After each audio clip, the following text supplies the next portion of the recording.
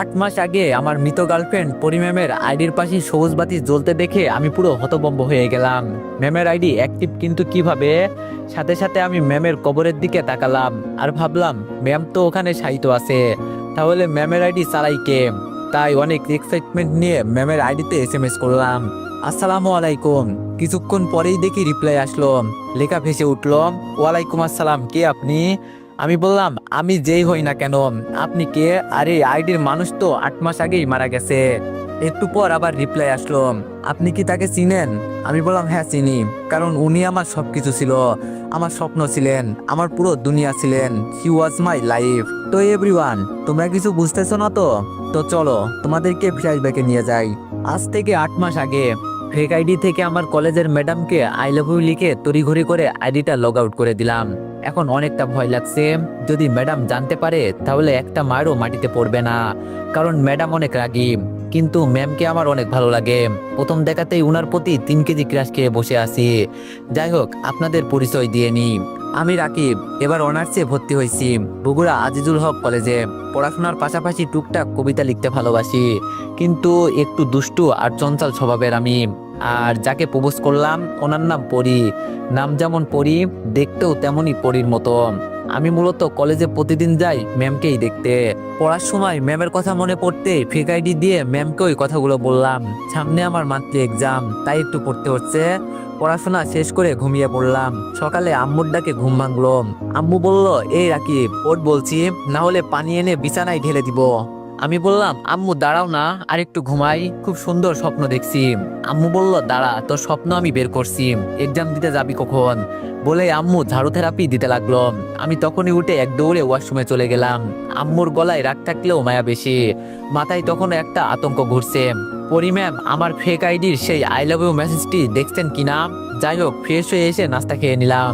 কলেজে যেতে ইচ্ছা করছিল না, কিন্তু একটাই টান, পরি ম্যাম আর বোরিং এক্সাম। তাই রেডি হয়ে কলেজের উদ্দেশ্যে রওনা দিলাম। কলেজে পৌঁছে এক্সাম হলে ঢুকতেই বুকে ধুকপুকানি দ্বিগুণ।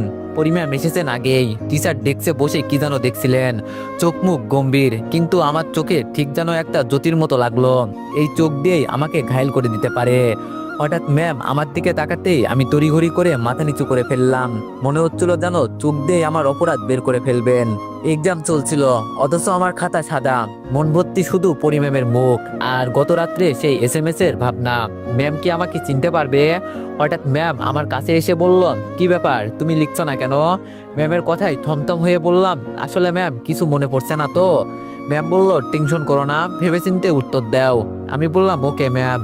এক্সাম শেষে সবাই বেরিয়ে গেল, আমি একটু ধীরে ধীরে ম্যাডামের পিছনে।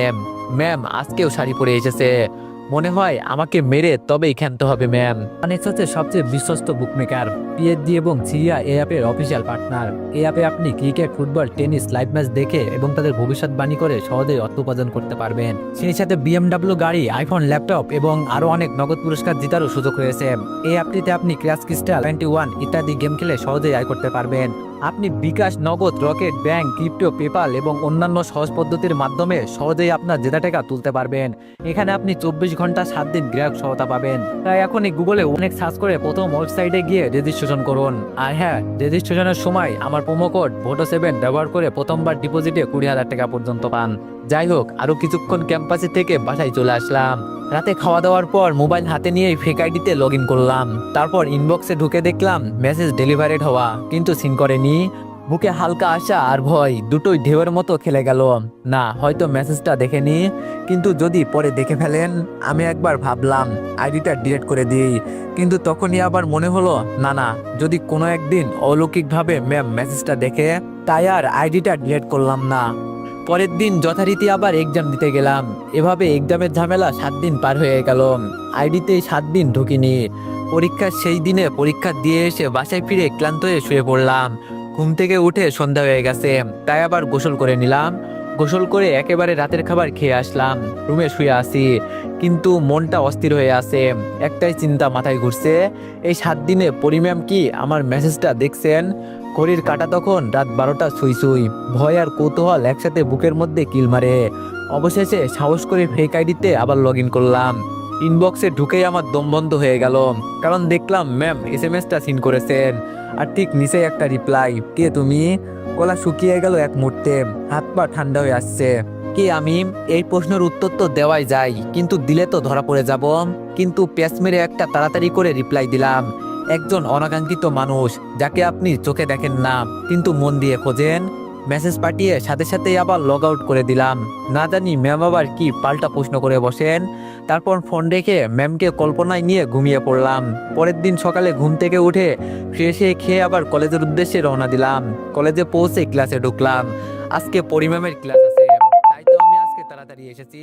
আমার এক বন্ধু আছে নাম সাকিব, ও আজ আসেনি, তাই একাই জানালার পাশে 3 তলার ক্লাসে বসে আছি। ভিতরে ভিতরে ম্যামকে দেখার জন্য একদম আগুন ধরেছে। ম্যাম ক্লাসে ঢুকলেন, আজও এক অসাধারণ সাজে। গাঢ় নীল শাড়ি, হালকা কাজ করা ব্লাউজ, কানে ছোট দুল আর চোখে গম্ভীর একটা মায়া। মনে হচ্ছিল পুরো ক্লাসের আলো নিভে গেলে ওনার সৌন্দর্যের আলো ফুটবে। আমি জানালার পাশের বেঞ্চে বসে চুপি চুপি একটা কবিতা লিখলাম ফোনের স্ক্রিনে। যেন অজান্তেই সৃষ্টি হয়েছে কোনো পরী, যার চোখে হারিয়ে যায় শত কবি। কোনো বনে নয়, সোনালী শাড়িতে ঢাকা স্বপ্ন বন্যা। সেই ম্যাম আজ ক্লাসে এসে বসেছে, মন কাড়া রঙে ভরা। কবিতাটা লিখে আমার ফেক আইডিতে লগ ইন করলাম। তারপর কবিতাটা টাইপ করে ম্যামের ইনবক্সে পাঠালাম। তারপর সাথে সাথে আবার লগ আউট। ম্যাম পড়াচ্ছেন আর মাঝে মাঝে মোবাইল স্ক্রিনে তাকাচ্ছেন। আমার বুক ধুকপুক করছে। হঠাৎ ওনার ঠোঁটের কোণে একটু হাসি টের পেলাম। উনি কি কবিতাটা পড়তেছেন? হয়তো পড়ে হাসতেছেন। কবিতাটা পড়ে ম্যাম আশেপাশে তাকাচ্ছেন আর ভাবছেন কে এরকম কবিতা পাঠাচ্ছে। কিছুক্ষণ আশেপাশে তাকিয়ে আবার ক্লাসে মনোযোগ দিলেন। আমিও একটু মুচকি হাসলাম। তারপর ক্লাস শেষ হতেই আমি বাসায় চলে আসলাম। বাসায় আসতেই আম্মু বলল, কিরে ক্লাস কেমন লাগছে? কিছুই তো জানালি না। আমি বললাম, অনেক ভালো আম্মু। আম্মু বলল, কিরে প্রেমে টেমে পড়ছিস নাকি? আমি আম্মুর কথা শুনে কাশতে লাগলাম। কোন রকম নিজেকে সামলিয়ে বললাম, আম্মু কি বলে এগুলো? বলে আমি উপরে চলে গেলাম। আম্মু জোরে বলল, কেউ থাকলে জানাতে পারিস কিন্তু। রাতে খেয়ে শুয়ে আছি কিন্তু ঘুম ধরছে না। রাত প্রায় 12টা বাজে। চারিদিকে নিঃশব্দতা। জানালার পর্দে একটু দুলছে বাতাসে। বিছানায় শুয়ে আমি ফোনটা হাতে নিয়ে আবারও ঢুকে পড়লাম আমার সেই রহস্যময় ফেক আইডিতে। লগ ইন করতে ইনবক্সে ঢুকে আমার চোখ আটকে গেল, কারণ পরি ম্যামের একটা নতুন মেসেজ। কে তুমি? বলছো না কেন? আমি মুচকে আসলাম। পরি ম্যাম রিপ্লাই করেছেন। ভাবতেই বুকের হার্টবিটটা জোরে লাফাতে লাগলো। ম্যাম অ্যাক্টিভই আছে, তাই আমি দ্রুত SMS টাইপ করলাম। আমি বললাম, পরিচয় দিয়ে জাদুটা শেষ করা যাবে না ম্যাম। তখন আর আপনি এই কবিতাগুলোকে খুঁজবেন না, তার চেয়ে বরং অচেনা থেকেই থাকি আপনার ছায়ার পাশে অদৃশ্য হয়ে। মেসেজ সেন্ড হওয়ার কিছুক্ষণ পরেই পর্দায় ভেসে উঠল, পরি ম্যাম ইজ টাইপিং। একটু পর ম্যামের রিপ্লাই এলো, তুমি কি আমার কলেজের ছাত্র? আমার আশেপাশেই থাকো? ম্যামের রিপ্লাই দেখে আমার বুকটা ধড়াস করে ওঠে। তবে মাথা ঠান্ডা রাখতে হবে। আমি বললাম, আপনার প্রতিদিনের হাঁটায় আমি দৌড় দেখি, আপনার চোখে রাগ দেখি, আর তার নিচে লুকানো ক্লান্তি। এইসব যে জানে সে কি অপরিচিত হতে পারে ম্যাম? কিছুক্ষণ চুপচাপ। তারপর ম্যাম আবার লিখলেন, তুমি তো অনেক সুন্দর করে কথা বলো। আমি বললাম, থ্যাংক ইউ ম্যাম। ম্যাম বলল, তুমি আমার রাগ খেয়াল করো? আমি বললাম, আপনি রাগেন ঠিকই, কিন্তু জানেন ম্যাম, আপনার রাগের নিচে যে কোমলতা, সেটাই আমাকে কবি বানিয়েছে। ম্যাম একটু হাসি দিয়ে বলল, তুমি কি সব মেয়েকে এভাবে কবিতা পাঠাও? আমি বললাম, নেই প্রথম কাউকে নিয়ে এভাবে কবিতা লেখা। ম্যামের আর কোনো রিপ্লাই আসে না সেই দিন, তাই আমিও ঘুমিয়ে পড়লাম। পরদিন সকালে কলেজে যাওয়ার আগে আম্মু চেঁচিয়ে ওঠে আর বলে, এই রাকিব, সারাদিন মোবাইলে কি করিস? পড়তে বসিস না? আমি বললাম, কই না তো আম্মু। কলেজে পৌঁছে আমি খেয়াল করলাম পরি ম্যাম লাইব্রেরির করিডোর ধরে একে একে হাঁটতেন। কাঁধে বইয়ের ব্যাগ, হাতে একটা রুল করা নোট খাতা। আলো আধারির মধ্যে তার চেহারায় একটা অদ্ভুত শান্তি। আমি দ্রুত মোবাইল বের করে ফেক আইডি লগ ইন করে লিখলাম, খোলা চুলে আপনাকে অনেক সুন্দর লাগছে ম্যাম। 5 মিনিট পর ম্যাম SMS সিন করে আশেপাশে তাকাতে লাগলো, আর আমি তখন লুকিয়ে পড়লাম। ফোনের স্ক্রিনে তাকিয়ে দেখি পরি ম্যাম ইজ টাইপিং। ম্যাম বলল, তুমি কি লাইব্রেরিতেই আছো? আমার সামনে আসো না কেন? আমি বললাম, সময় হলে ঠিক আসবো। ম্যাম বলল, কবে সময় হবে? আমি বললাম, আমি নিজেও জানি না, যখন জানবো তখন বলবো। কলেজের লাইব্রেরির সামনে কিছু সময় অপেক্ষা করে আমি আমার নিজের ক্লাসরুমে ফিরে এলাম। মনটা কেমন যেন উড়ু উড়ু লাগছিল। হঠাৎ আমার কাঁধে একটা চিমটি। পিছনে তাকিয়ে দেখি আমার বন্ধু সাকিব। সাকিব বলল, কি রে ভাই, কি ব্যাপার? তোর প্রেমে পড়ার গন্ধ পাইতেছি। আমি বললাম, ধুর পাগল নাকি, এইসব তোর ভুল বোঝা। সাকিব বলল, তাই নাকি? তা ফোনটা দে তো একটু দেখি। আমি বললাম, না, ফোন দেওয়া যাবে না। সাকিব বলল, এই তো ধরা খেয়ে গেলি, এখন বল মেয়েটাকে। আমি বললাম, প্রমিস কর, কাউকে বলবি না। সাকিব বলল, ওকে প্রমিস। আমি বললাম পরি ম্যাম। সাকিব চোখ কপালে তুলে জোরে বলে উঠল, কি? আমি বললাম, আরে আস্তে শালা। সাকিব বলল, কি বলিস এইগুলো? আমি বললাম, কেন বিশ্বাস হচ্ছে না? সাকিব বলল, তুই যে জিনিস বিশ্বাস আবার হবে না, কিন্তু ভাই তুই যেটা করছিস সেটা কিন্তু ভয়ানকও হতে পারে, যদি ম্যাম জেনে ফেলে তুই সেই সদ্য কবি। আমি বললাম, জানলে তখন দেখা যাবে, এখন তো শান্তি মতো প্রেম করতে দে। তারপর আর কথা না বাড়িয়ে ক্লাস করতে লাগলাম। ক্লাস শেষে আমি আর সাকিব কলেজ ক্যাম্পাসের আমতলায় বসে আছি। এখানে বসে ঠান্ডা হওয়ায় মনটা আরো উদাস হয়ে গেল।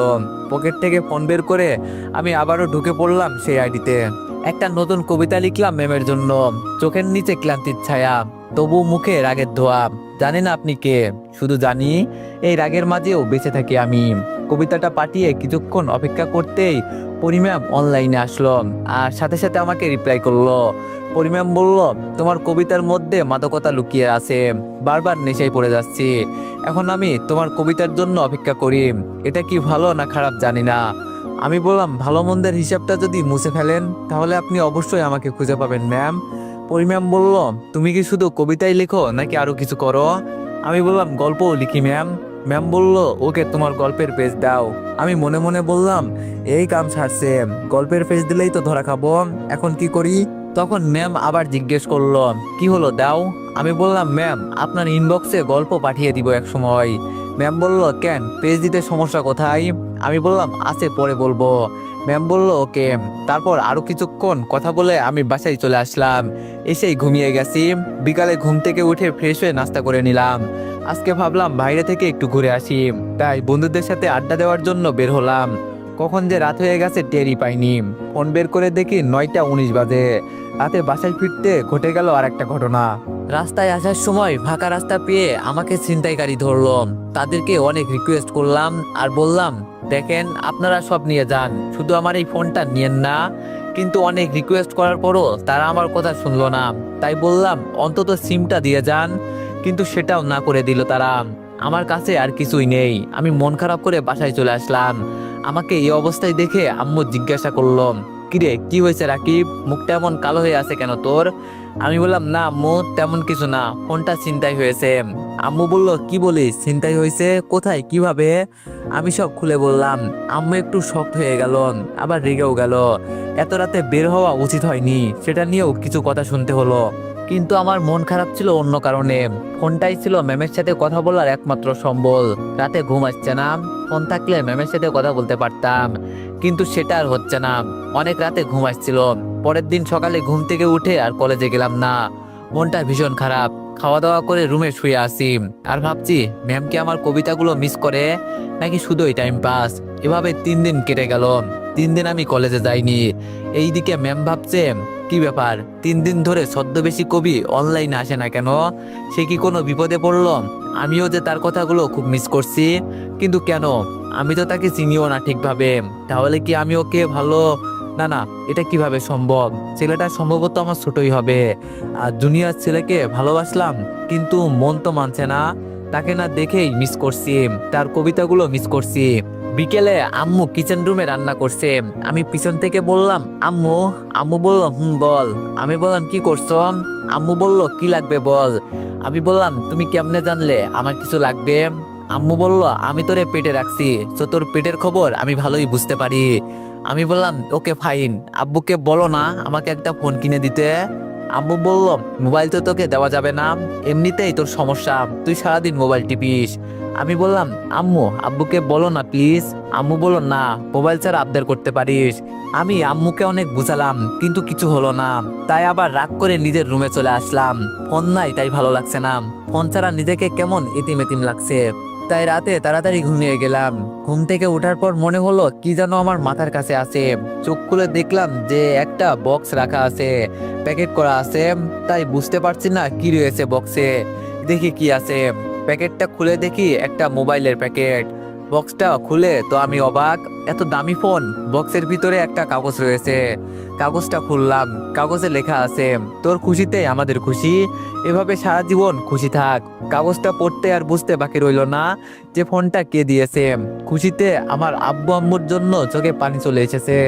তারা সত্যি সন্তানদের একটু কষ্ট সহ্য করতে পারে না। যাই হোক, অনেক খুশি। ফ্রেশ হয়ে নিচে গিয়ে সরাসরি আম্মুকে জড়িয়ে ধরলাম। আর বললাম থ্যাংক ইউ সো মাচ আম্মু। আম্মু বলল হয়েছে, আর থ্যাঙ্কস দিতে হবে না। পাশেই আব্বু ছিল, তখন আব্বু বলে উঠলো, যা চাচ্ছ সেটাই দিচ্ছি, পরীক্ষার রেজাল্ট ভালো না হলে কিন্তু খবর আছে। আমি বললাম ঠিক আছে আব্বু, মাথায় রাখলাম। তারপর সবাই একসাথে খাওয়া দাওয়া করলাম। তারপর নিজের রুমে গিয়ে ফোন বের করলাম, অনেক দামি ফোন, কিন্তু সিম না থাকায় আর আমার ফেসবুক অ্যাকাউন্ট লগ ইন করতে পারলাম না। আবার মনটা খারাপ হয়ে গেল, নাম্বার ছাড়া লগ ইন করবো কিভাবে। তারপর মাথায় একটা বুদ্ধি আসলো, ফোনের জিমেলটা ব্যাকআপ দিলাম। তারপর সেই জিমেল দিয়ে লগ ইন করলাম এবং নাম্বার আর পাসওয়ার্ড চেঞ্জ করলাম। যাই হোক, ইনবক্সে ঢুকে আমি রীতিমতো অবাক হয়ে গেলাম। পরিম্যাম 99+ SMS করে রেখেছে। SMS গুলো ছিল এরকম, এই ছেলে কি হয়েছে তোমার, অনলাইনে আসো না কেন, আমাকে কবিতা কি শোনাবে, যখন চলেই যাবে তাহলে কেন এসেছিলে, তোমার কবিতাগুলো অনেক মিস করছি, সাথে আরো স্যাড ইমোজি। আমি এগুলো দেখে টাস্কি খেয়ে গেলাম। এ তো দেখি মেঘনা চাইতেই বৃষ্টি। তাই আমি ম্যামকে SMS দিলাম, হ্যালো ম্যাম। ম্যাম কিছুক্ষণ পরেই রিপ্লাই দিল, এই ছেলে তোমার সমস্যা কি। আমি বললাম কই কোনো সমস্যা নেই তো ম্যাম। ম্যাম বলল তাহলে অনলাইনে আসনি কেন 3 দিন। আমি বললাম আসলে ম্যাম। ম্যাম বলল তুমি জানো তোমার কবিতা শোনার জন্য কত ছটফট করেছি।